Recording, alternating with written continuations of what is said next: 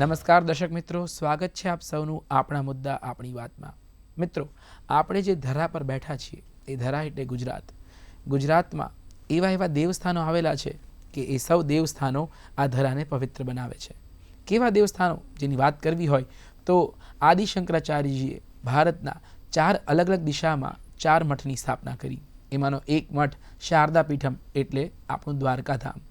જો 12 જ્યોતિર્લિંગની વાત કરીએ તો પ્રથમ જ્યોતિર્લિંગ એટલે કે આપણું સોમનાથ. 51 શક્તિપીઠોમાંનું માતાજીનું હૃદયકુંજ જેને ગણાય છે એ અંબાજી, એ પણ આપણું યાત્રાધામ. તો આજે આપણા વાત અને આપણા આ વિકાસના મુદ્દાની આપણે વાત કરીશું. યાત્રાધામોનો પ્રવાસ અને વિકાસ. આ વિકાસ થવાથી જ પ્રવાસ એ જાત્રામાં પરિણમતું હોય છે અને એની સતત ચિંતા એ કરતા હોય છે આજના આપણા મહેમાન શ્રી રમેશ મેરજા સાહેબ. સ્વાગત છે આપનું. શ્રી રમેશ મેરજા સાહેબ એ પવિત્ર યાત્રાધામ વિકાસ બોર્ડના સચિવ શ્રી તરીકે સેવા આપી રહ્યા છે. સાહેબ, જ્યારે આપણે વાત કરી રહ્યા છીએ યાત્રાધામોનો પ્રવાસ અને વિકાસ વિશે, તો પહેલાં તો ગુજરાત પવિત્ર યાત્રાધામ વિકાસ બોર્ડ એ શું છે એનો પરિચય આપવો હોય તો આપ કઈ રીતે અમારી સાથે વાત કરશો? સરસ આપે વાત કરી કે ગુજરાત પવિત્ર યાત્રાધામ વિકાસ બોર્ડની સ્થાપના 1995માં કરવામાં આવી હતી. ત્યારબાદ 1997થી બોર્ડ સંપૂર્ણપણે કાર્યરત થયું હતું. હાલ તેમાં 18 જેટલા સભ્યોની નિમણૂક કરવામાં આવતી હોય છે. આ 9 જેટલા સરકારી સભ્યો હોય છે અને 9 પદાધિકારીઓ હોય છે. હાલ અમારા પ્રવાસન સચિવ હોદ્દાની રૂએ તેના અધ્યક્ષ હોય છે. હાલ હું સચિવ ગુજરાત પવિત્ર યાત્રાધામ વિકાસ બોર્ડ તરીકે સેવા આપી રહ્યું છે. આપણે જેમ વાત કરી એમ આપણા ગુજરાત એ ખૂબ વૈવિધ્ય વારસો ધરાવે છે. આપણી પાસે ખૂબ સાંસ્કૃતિક મૂલ્યો અને વિરાસત છે. આપણું ગુજરાતનો મંત્ર છે કે વિકાસ ભી અને વિરાસત ભી. એ મંત્ર માનનીય નરેન્દ્ર મોદી સાહેબે આપણને આપેલો છે. તેના પગલે હાલના મુખ્યમંત્રી શ્રી ભૂપેન્દ્રભાઈ પટેલ અને નાયબ મુખ્યમંત્રી શ્રી હર્ષભાઈ સંઘવીની નિગરાની નીચે ગુજરાત સતત પ્રગતિ કરી રહ્યું છે. ગુજરાત પવિત્ર યાત્રાધામ બોર્ડ પાસે હાલ ગુજરાતમાં 8 પવિત્ર યાત્રાધામો ડિક્લેર કરેલા છે. તેના વિકાસ કરવાની સંપૂર્ણ જવાબદારી ગુજરાત પવિત્ર યાત્રાધામ બોર્ડની હોય છે. અંબાજી છે, શામળાજી છે, પાવાગઢ છે, ડાકોર છે, ગિરનાર છે, પાલીતાણા છે, સોમનાથ છે અને દ્વારકા છે. આવા 8 પવિત્ર યાત્રાધામો આવેલા છે. એ ઉપરાંત આપણે જેમ વાત કરીએ એમ ગુજરાતમાં અન્ય ઘણા બધા ખાનગી મંદિરો પણ આવેલા છે. એ ઉપરાંત સરકાર હસ્તક પોતાના પણ 358 મંદિરો આવેલા છે. હા, કે જે આપણે આઝાદીના સમયથી આપણને વારસામાં મળ્યા છે. જ્યાં પહેલાં અંગ્રેજો શાસન કરતા હતા ત્યાર પછી આપણે ભારત આઝાદ થયું તો કલેક્ટર પાસે બધા મંદિરો આવ્યા. એટલે 358 મંદિરોની સંરક્ષણની જવાબદારી ગુજરાત સરકાર નિભાવી રહી છે. એ ઉપરાંત ગુજરાત સરકારે આ રીતે અ, બ અને ક એ રીતના મંદિરોની કક્ષા નક્કી કરેલી છે. તમે હમણાં વાત કરી એમ કે આપણું આદ્યશક્તિ અંબાજી કે જે 51 શક્તિપીઠ પૈકીનું હૃદય ગણાય, તો ત્યાં આપણે 51 શક્તિપીઠની પણ સ્થાપના કરેલી છે કે તમે એક જ જગ્યાએથી આખા ભારતની અને ભારત બહારની જે 51 શક્તિપીઠો આવેલી છે તેનું ગબ્બર ફરતે આપણે એની સ્થાપના કરી છે. માનનીય નરેન્દ્રભાઈ મોદી સાહેબ જ્યારે આપણા ગુજરાત રાજ્યના મુખ્યમંત્રી હતા ત્યારે 2014માં એનો શરૂઆત કરવામાં આવી હતી અને ત્યાર પછી દર વર્ષે ફેબ્રુઆરી મહિનામાં આપણે ત્યાં મોટો 51 શક્તિપીઠનો મેળો કરીએ છીએ અને પરિક્રમાનું ખૂબ મહત્વ રહેલું છે. અચ્છા, એટલે જે રીતના ગિરનારની પરિક્રમા થાય છે, પાલીતાણાની પરિક્રમા થાય છે, એ જ રીતે હવે ગબ્બરની પરિક્રમા અને એની પાછળનો આખો હેતુ રહેલો હતો કે આપણે અલગ અલગ શક્તિપીઠોનું ત્યાં રેપ્લિકાઝને એવી રીતે સ્થાપન કરીએ કે લોકોને ત્યાં જ લાભ મળે. ખૂબ સુંદર આ હેતુ છે. પણ આવા અલગ અલગ કયા હેતુઓ છે જે થકી આ ગુજરાત પવિત્ર યાત્રાધામ વિકાસ બોર્ડ એ સતત કાર્યરત રહે છે? ના, આપણે સુંદર વાત કરી કે કોઈ પણ પ્રવાસધામનો વિકાસ કરવો હોય તો કોઈ ગાઈડલાઈન નક્કી કરવી પડે. તો સરકારે એવી ગાઈડલાઈન નક્કી કરી છે. એટલે મેં હમણાં શરૂઆતમાં કીધું એમ કે અ, બ અને ક કક્ષાના મંદિરોની વ્યાખ્યા નક્કી કરેલી છે. અ કક્ષામાં મંદિરો છે એ થોડા મોટા મંદિરો હોય, દાખલા તરીકે શામળાજી છે કે ચોટીલા છે, તરણેતર છે, જગન્નાથ મંદિર છે, એવા બધા મંદિરો અ કક્ષાના મંદિરો આવે છે. બ કક્ષાના મંદિરોની આપણે વાત કરીએ તો સારંગપુર છે, ખોડિયાર માતા છે, મલ્લિકાર્જુન છે, વાસણિયા મહાદેવ છે, ફાગવેલ છે, દેવ મોગરા છે, આમલિયા ડુંગર છે, ભદ્રકાળી છે, કાયાવરોહણ છે, એ બધા મંદિરો બ કક્ષામાં આવે છે. એ ઉપરાંત ક કક્ષાના મંદિરો છે કે જેમાં દરરોજના 500થી વધુ યાત્રાળુઓ દર્શનાર્થે આવતા હોય એવા મંદિરોને આપણે ક કક્ષામાં લીધા છે. આના માટે પણ સરકારે ગાઈડલાઈન નક્કી કરી છે. એને 11/4/23ના ઠરાવથી એમાં સુનિશ્ચિત કર્યું છે કે કયા મંદિરનો કેટલો વિકાસ થઈ શકે. જો અ કક્ષાનું મંદિર હોય તો 2 કરોડ રૂપિયા સુધીની સહાય એટલે કે તેનો વિકાસ સરકાર કરતી હોય છે. એ જ રીતે બ કક્ષાનું મંદિર હોય તો 1 કરોડ રૂપિયા સુધીની એના વિકાસની જવાબદારી સરકારની હોય છે. એ જ રીતે ક કક્ષાના મંદિર હોય તેમાં 50 લાખ સુધીની સહાયની મંજૂરી આપવામાં આવતી હોય છે. જી, સમય બદલાઈ રહ્યો છે. આપણે થોડા દિવસ પૂર્વે જ દર્શક મિત્રો વાત કરી હતી કે કઈ રીતે ગ્રીન એનર્જી અને એ બાબતે ગુજરાત સરકાર વધુ ચિંતિત છે અને કેવી કેવી પોલિસીઝ આવી રહી છે. અને જો એ જ વાત આપણે પવિત્ર યાત્રાધામો વિશે ચિંતા વ્યક્ત કરીએ તો શું આપણે બદલાઈ રહેલા ટ્રેન્ડ કે પોલ્યુશનને કંટ્રોલમાં લેવા માટે કોઈ એવું પગલું લઈ રહ્યા છીએ કે જેનાથી, કેમ કે ઘણા બધા યાત્રાધામો છે જ્યાં વીજળીનો વધારે ખપ હોય, તો એને આપણે ગ્રીન એનર્જીમાં કન્વર્ટ કરવા માટે કશું જો ચિંતા કરતા હોય તો એ શું પગલાં હોઈ શકે? ના, આપણે બહુ સરસ વાત કરી કે પર્યાવરણની જાળવણી કરવાની જવાબદારી પણ આપણા સૌની છે. જી, બરાબર. એટલે પર્યાવરણની જાળવણી માટે, વીજળીનો બચાવ થાય એ માટે સોલાર સિસ્ટમ અમલમાં મૂકી છે. ગુજરાત સરકારે અત્યાર સુધીમાં 400 જેટલા યાત્રાધામોમાં સોલારની વ્યવસ્થા કરી આપી છે. અરે વાહ. અને આમાં પણ સરકારે ફક્ત 20% જનરલ મંદિર હોય તો 20% અને આદિવાસી અને એસટી વિભાગનું હોય તો ફક્ત 10% તમારે રકમ ભરવાની હોય છે. બાકીનો તમામ ખર્ચો સરકાર ભોગવતી હોય છે. બરાબર. આમાં પણ મેં કીધું એમ અ કક્ષાનું મંદિર હોય તો 50 લાખ રૂપિયા સુધીની અને એ રીતે બધાની સહાય આપવામાં આવતી હોય છે. કારણ કે ખાસ કરીને દેવસ્થાનો છે એ પ્રાકૃતિક જગ્યા પર આપણને જોવા મળશે. દરિયાકાંઠો હોય કે કોઈ પર્વતની ટોચ હોય, અને ખાસ કરીને આદિવાસી વિસ્તારોના મંદિર તો એટલા બધા નયનરમ્ય પ્રકૃતિ વચ્ચે બિરાજતા હોય છે કે ત્યાં પ્રકૃતિને આપેલી કે પ્રકૃતિ પાસેથી મેળવેલી વસ્તુ પાછી પ્રકૃતિને સોંપાય એ રીતે જો ડેવલપમેન્ટ થાય તો એ વધુ સારું ડેવલપમેન્ટ થતું હોય છે. પણ આ સાથે આપણે ઘણી બધી વખત જોઈએ છીએ કે યાત્રાધામો હોય ત્યાં યાત્રાળુઓનો ધસારો બહુ વધારે રહેતો હોય છે.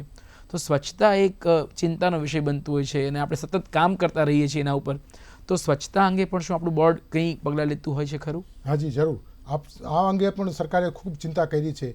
શરૂઆતમાં જે 8 પવિત્ર યાત્રાધામો ડિક્લેર કરેલા છે ત્યાં 24/7 સ્વચ્છતાની કામગીરી બોર્ડ દ્વારા જ કરવામાં આવે છે. આ માટે એજન્સીની નિયુક્તિ કરવામાં આવે છે અને તેના માણસો દ્વારા સતત સફાઈની કામગીરી કરવામાં આવતી હોય છે. આપે કીધું એમ, યાત્રાળુઓ આવતા હોય તે કચરો ફેંકતા હોય તો સતત એનું મોનિટરિંગ થાય તે માટે ટીપીઆઈ એજન્સીની પણ અમે નિમણૂક કરેલી હોય છે કે જેથી તે સતત મોનિટરિંગ થાય અને કચરો પોતાની જગ્યાએ ઉઠાવી અને ફેંકવામાં આવે. એટલે સતત સ્વચ્છતાની કામગીરી કરવામાં આવતી હોય છે. જી, જ્યારે યાત્રાળુઓ એકાદ નિયત સંખ્યામાં આવતા હોય ત્યારે આપણું મેનેજમેન્ટ કામે લાગે અને એક આપણને જે આપણે ઉદ્દેશ્ય હોય કે આટલી સ્વચ્છતા હોવી જ જોઈએ એ પેરામીટર્સ ફળીભૂત થતા હોય છે.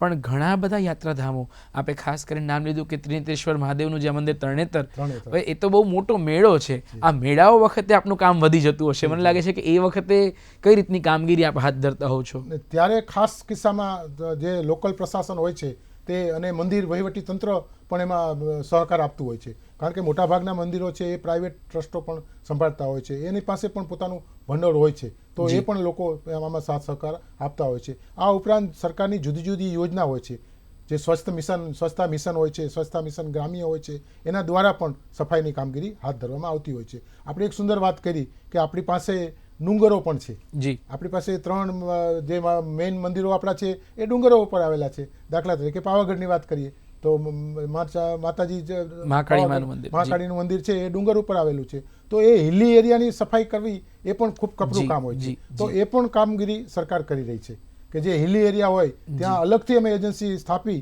અને હિલી એરિયાનું ખાસ સફાઈનું કામગીરી ત્યાં કરતી હોય છે. એ રીતે ઉપરાંત પાવાગઢ ઉપરાંત ગબ્બરની વાત કરીએ હમણાં કે અંબાજી, તો ગબ્બરનો ડુંગર પણ ફરતે સાફ થાય તે માટે પણ અમે કાળજી લીધી છે. એ ઉપરાંત આપણો આદિ ગિરનાર, એને તો કેમ ભૂલાય, સૌરાષ્ટ્રનો જે આપણે વાત કરીએ તો ગિરનાર ઉપર પણ એના પગથિયાની આજુબાજુ અને નીચે ક્યાંય આવી રીતે પ્લાસ્ટિક ફેંકી હોય, ક્યાંય બોટલો ફેંકી હોય અથવા તો નાનો મોટો જે કચરો થયો હોય તેનો પણ વીણી અને આ રીતે સમયાંતરે એમાં સ્વચ્છતા કરવામાં આવતી હોય છે. એ ઉપરાંત આપ જાણો છો કે ગિરનાર છે એમાં પગથિયાથી પણ લોકો જતા હોય છે. તો પગથિયાની પણ સફાઈની કામગીરી આપણે સ્વચ્છતા એજન્સી દ્વારા મારફતે કરતા હોઈએ છીએ. એ ઉપરાંત રસ્તામાં પીવાના પાણીની સગવડ, લાઇટની સગવડ, બીજી બધી સગવડો આપણે પૂરી પાડતા હોઈએ. પણ ગિરનાર જેવી એની પરિક્રમાની સિઝન આવે, લીલી પરિક્રમા જે કાર્તક પૂર્ણિમા આસપાસ થતી હોય છે, તો એ વખતે આપના કામમાં પણ વધારો થઈ જતો હશે કારણ કે મેળામાં એ આવી જશે. તો એ વખતે કામગીરી તો વન વિભાગની સાથે યાત્રાધામ વિકાસ બોર્ડ કરશે, પણ આવા એવા કેવા મેળાઓ છે જેને વિશે તમને અલગ અલગ માહિતી દર્શકોને આપી શકો? ના, આપણે સુંદર વાત કરી કે યાત્રાધામોનો વિકાસ થઈ રહ્યો છે, આપણું જીવન છે એ મેળા સાથે પણ વણાયેલું છે. જી આપણા દરેક યાત્રાધામ છે એ મેળા સાથે સંકળાયેલા છે. કૃષ્ણ ભગવાન હોય કે રામ ભગવાન હોય કે આપણા શિવજી ભગવાન હોય તો બધાના મેળા હોય છે. હમણાં મહાશિવરાત્રીનો મેળો આવશે તો જુનાગઢમાં ખૂબ સુંદર પૂર્ણનું આયોજન થશે. એ જ રીતે મેં હમણાં વાત કરી એમ 51 શક્તિપીઠનો મેળો આવશે. એ જ રીતે આપણે ભાદરવા મહિનામાં ભાદરવી પૂનમનો મેળો પણ મોટી સંખ્યામાં થતો હોય છે. તમને જાણીને આશ્ચર્ય થશે કે આ વખતે 40 લાખ લોકોએ આ મેળામાં ભાગ લીધો હતો. ઓહો. તો 40 લાખ લોકો આવે તેની બધી સુચારુ વ્યવસ્થા જિલ્લા વહીવટી તંત્ર, જિલ્લા કલેક્ટર, આરાસુરી અંબાજી માતા ટ્રસ્ટ અને ગુજરાત પવિત્ર યાત્રાધામ સંયુક્ત રીતે આ કામગીરી કરતી હોય છે. તેમને રહેવાની વ્યવસ્થા, તેમને જમવાની વ્યવસ્થા, તેમને હંગામી નાવાની વ્યવસ્થા, શૌચાલયની વ્યવસ્થા, તેમને રાત રોકાવાની વ્યવસ્થા, અન્ય વ્યવસ્થાઓ, મેડિકલની વ્યવસ્થા, પીવાના પાણીની વ્યવસ્થા, આવી સામાન્યથી માંડીને તમામ વસ્તુઓનું ધ્યાન ગુજરાત પવિત્ર યાત્રાધામ બોર્ડ કરી રહ્યું હોય છે. એટલે ખૂબ સારું યજમાન પદ આપ ભોગવી રહ્યા છો અને બધાને સુવિધાઓ આપી રહ્યા છો. સાહેબ, આપણે વાત કરી કે યાત્રાધામોનો જે અલગ અલગ વિકાસ છે એ એને અલગ અલગ મંદિરોને અબ કડ વર્ગોમાં વિભાજિત કરીને અલગ અલગ રીતે કરવામાં આવતો હોય છે.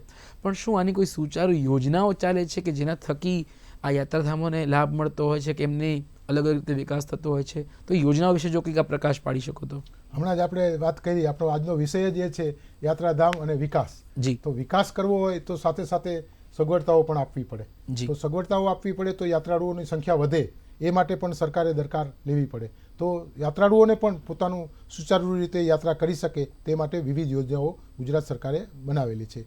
આપણે જાણીએ છીએ કે જૂના જમાનામાં શ્રવણે પોતાના મા બાપને કાવડ દ્વારા તીર્થયાત્રા કરાવી હતી. તો એ આદર્શ નામ રાખી અને ગુજરાત સરકારે પણ શ્રવણ તીર્થ દર્શન યોજના શરૂ કરેલી છે. અચ્છા. શ્રવણ તીર્થ દર્શન યોજના દ્વારા ગુજરાત રાજ્યના કોઈ પણ રહેવાસી 60 વર્ષથી ઉપરની ઉંમર ધરાવતા એટલે કે સિનિયર સિટીઝન હોય તે લોકોને આપણે સહાય આપીએ છીએ અને આ યાત્રા જૂથમાં યાત્રા કરવાની હોય છે. કારણ કે સ્વાભાવિક છે કે 60 વર્ષથી ઉપરના ઉંમરના લોકો હોય તો એ જૂથમાં જાય તો બધી રીતે ધાર્મિક રીતે પણ એનું કામ કરી શકે અને આનંદ પણ માણી શકે અને યાત્રા પણ કરી શકે. એટલા માટે આપણે મિનિમમ 27નું ગ્રુપ બનાવવાનું હોય છે. 27નો ગ્રુપ બનાવી અને એને ગ્રુપ લીડર હોય તે સામાન્ય સાદા કાગળમાં એક અરજી કરવાની હોય છે. સૌપ્રથમ અમારી ગુજરાત પવિત્ર યાત્રાધામ બોર્ડમાં ઓનલાઈન પણ અરજી કરી શકે છે અને ઓફલાઈન પણ અરજી કરી શકે છે. આવી અરજી આવ્યેથી અમે એને મંજૂરી આપતા હોય છે. એ ઉપરાંત તેઓ પછી પોતાની બસ નક્કી કરતા હોય છે કે કઈ બસમાં જવું. એ જીએસઆરટીસીની એસટી બસ પણ રાખી શકે છે અને પોતાની ખાનગી બસમાં જવું હોય તો ખાનગી બસ પણ રાખી શકે છે. ઘણીવાર વૃદ્ધાશ્રમો હોય છે તો વૃદ્ધાશ્રમો પણ પોતાની ત્યાં જે રહેતા હોય એ લોકોને યાત્રા કરાવી હોય તો એ લોકો પાસે બસની સગવડ હોય તો એમાં પણ સગવડમાં કરાવી શકતા હોય છે. આમાં મિનિમમ ક્રાઇટેરિયા એ છે કે મિનિમમ 27 લોકોનું ગ્રુપ બનેલું હોવું જોઈએ. જો 27નું ગ્રુપ હોય તો એ લોકો મિની બસ ભાડે કરતા હોય છે.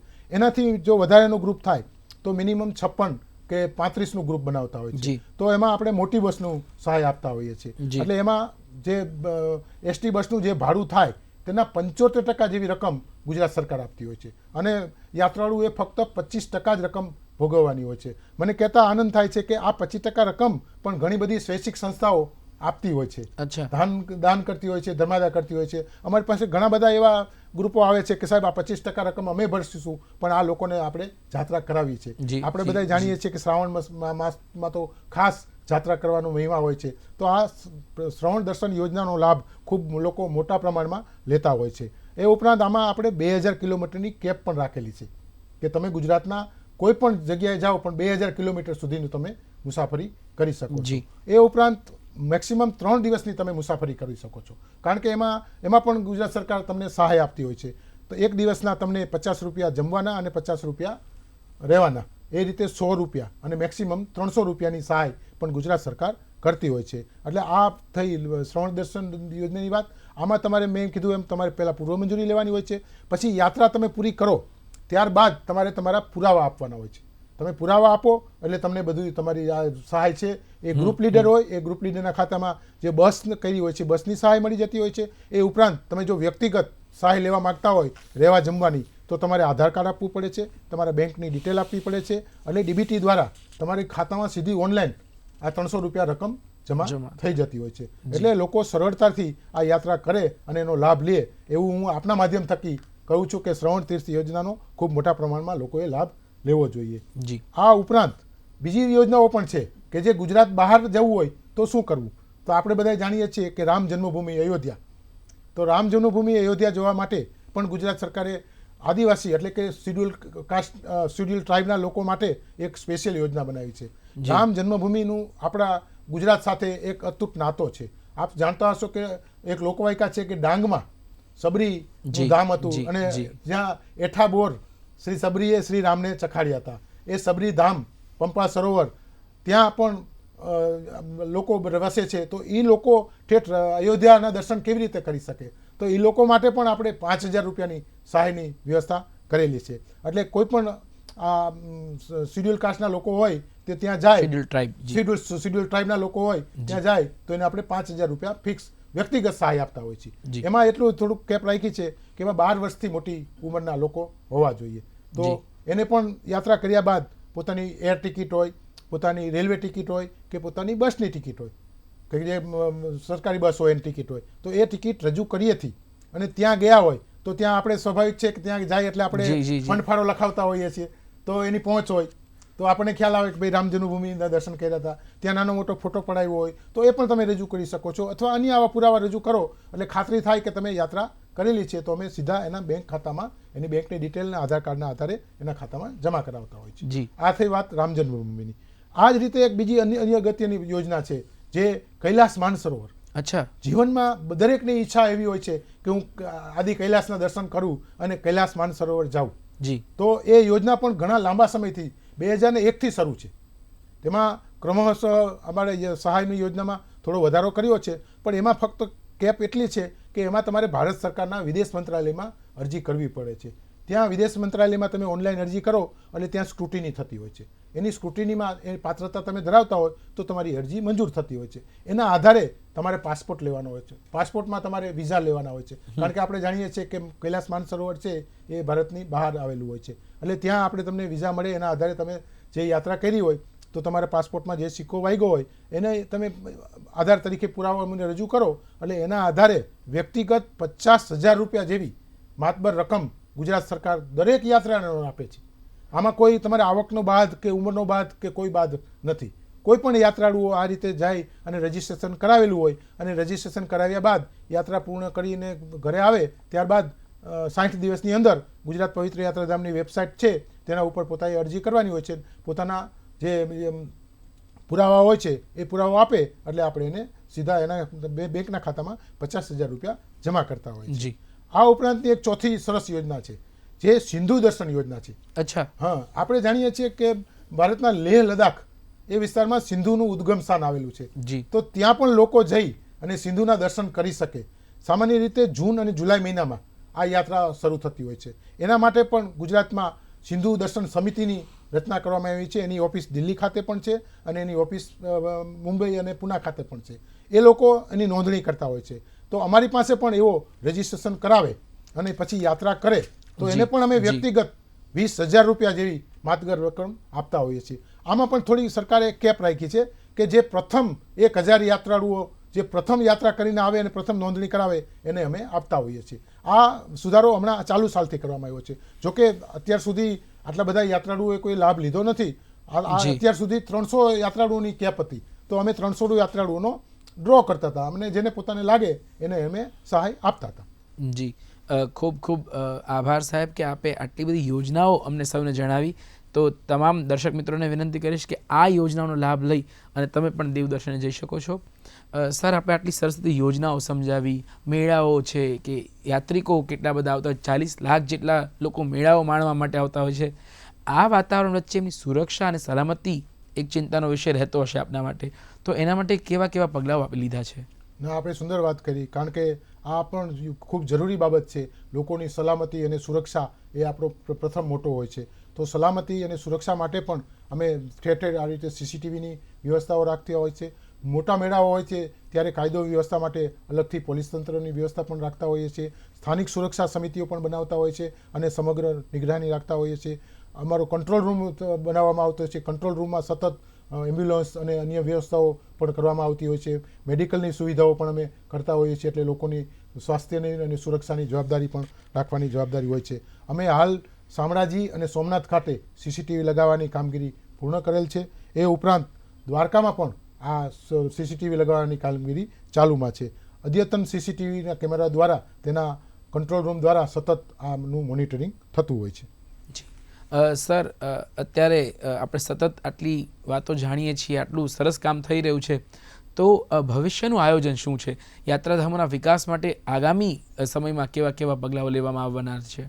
નહીં, આપણે ખૂબ સરસ વાત કરી કે આપણી પાસે જે યાત્રાધામો છે, હમણાં મેં વાત કરી એમ આપણી પાસે વન છે, આપણી પાસે દરિયો છે, જી, આપણી પાસે ડુંગર છે, જી, અને આપણી પાસે રણ છે. જી, રણના વાત કરીએ આપણે તો માતાના મઢ છે, નારાયણ સરોવર છે, કોટેશ્વર છે, રવેચીમાં છે, એ જી. બધા મંદિરો આવેલા છે. તો તેના વિકાસની ખેવના પણ ગુજરાત સરકાર કરી રહ્યું છે. આપણી પાસે ડુંગર છે, તો ડુંગરમાં પાવાગઢ છે, માં અંબાજી છે, ગિરનાર છે, તો ત્યાંના મંદિરોનું પણ આપણે વિકાસની ખેવના કરી રહ્યા છીએ. એ ઉપરાંત દરિયા કિનારો છે, તો દરિયા કિનારો હમણાં આપણે જે વાત કરી કે સોમનાથ છે, દ્વારકા છે, એવા મોટા મંદિરો આવેલા છે. તો સોમનાથનો વિકાસ કરવો, દ્વારકાનો વિકાસ કરવો, અંબાજીનો વિકાસ કરવો, પાવાગઢનો વિકાસ કરવો. આ ઉપરાંત આપણે વાત કરી એમ ડાકોર છે, જેમ આપણા કૃષ્ણ મંદિરો 3 છે, ડાકોર, દ્વારકા અને શામળાજી. તો ભગવાન ડાકોરમાં પણ બોડાણાના ગાડામાં બેસીને આવ્યા હતા.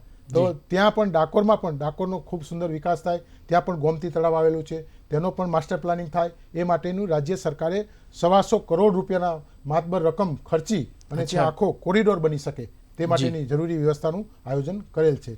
માનનીય નરેન્દ્રભાઈ મોદી સાહેબના માર્ગદર્શન નીચે આપ જાણો છો એમ કાશી વિશ્વનાથ કોરિડોર બન્યો, એ જ રીતે ઉજ્જૈનમાં મહાકાલ કોરિડોર બન્યો, એ જ રીતે કેદારનાથમાં સુંદર મંદિરનું આયોજન કરવામાં આવ્યું, એ જ રીતે રામ જન્મભૂમિ અયોધ્યા ખાતે પણ મંદિર બન્યું. તો ગુજરાતના મુખ્યમંત્રી શ્રી અને નાયબ મુખ્યમંત્રી શ્રી અને પ્રવાસન રાજ્ય કક્ષાના મંત્રીશ્રીના નિગેબાની નીચે તમામ યાત્રાની વિકાસ થઈ રહ્યો છે. ખૂબ ખૂબ આભાર સાહેબ, આપે સમય ફાળવ્યો અને દર્શકો સાથે આટલી બધી વાત કરી. પવિત્ર યાત્રાધામ વિકાસ બોર્ડ શું શું કામગીરી કરી રહ્યું છે અને ભવિષ્યમાં કેવા કેવા કામો હાથ લેવાના છે, તો આપે સમય ફાળવ્યો એના માટે આપનો ખૂબ ખૂબ આભાર. ખૂબ ખૂબ થેન્ક યુ. દૂરદર્શને મને તક આપી એ બદલ દૂરદર્શનનો પણ ખૂબ ખૂબ આભાર. જી સર. દર્શક મિત્રો, આજનો આ કાર્યક્રમ આપણા મુદ્દા આપણી વાત અહીં સમાપ્ત થાય છે. ફરી મળીશું નવા વિષય, નવા વ્યક્તિ સાથે. રજા આપશો. નમસ્કાર.